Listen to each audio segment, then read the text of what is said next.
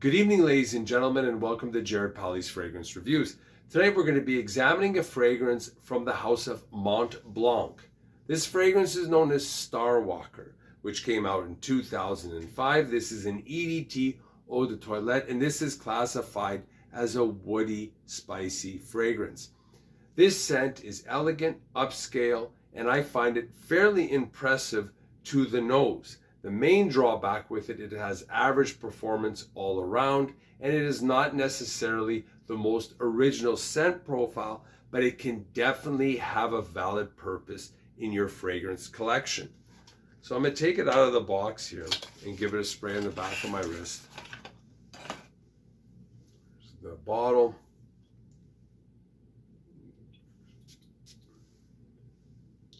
So initially, there is a very beautiful combination of citrus and mandarin, which burns the nostrils a little bit, but it dries down fairly quickly, smooths out, and it starts to become a little bit of a warmer citrus, more powdery. You still can get some mandarin. A little bit later on, it starts to become much more woody, like a woody citrus.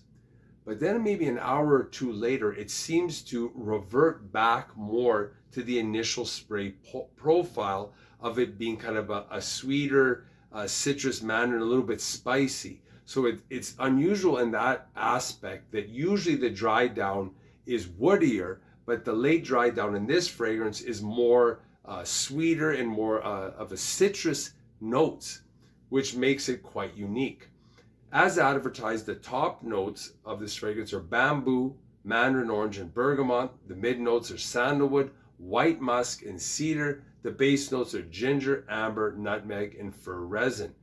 Two notes I just want to quickly mention and talk about. Ginger is one note, and it's from the spice family. The odor profile, it's like a combination of pine and citrus, and it is somewhat of like a carbonated effect and spicy. Nutmeg is another note, and this is also a spice, but it's from the spice family, but it's considered a fruit. Nutmeg is sweet, spicy, it has a sharp element to it, it's earthy, and it gives off the oriental spice vibes. So this fragrance overall, its main drawback is the suspect performance. I only got about 3 hours from it. It has average projection. It has average scent wafts and sillage, but again, this is something that would be more office friendly. It's not offensive, it's neutral, and sometimes you need a fragrance like that in your collection where you're maybe going to be going into a circumstance or surroundings where you don't know the people, you don't really know what the occasion is going to be, so you have to play it safe. You would have to reapply this one if you were wearing it at the office every 2 or 3 hours, maybe on lunch, maybe on your break, to keep it functioning. But this is a functional and very versatile fragrance that could be used as a signature scent, especially at work or in the office.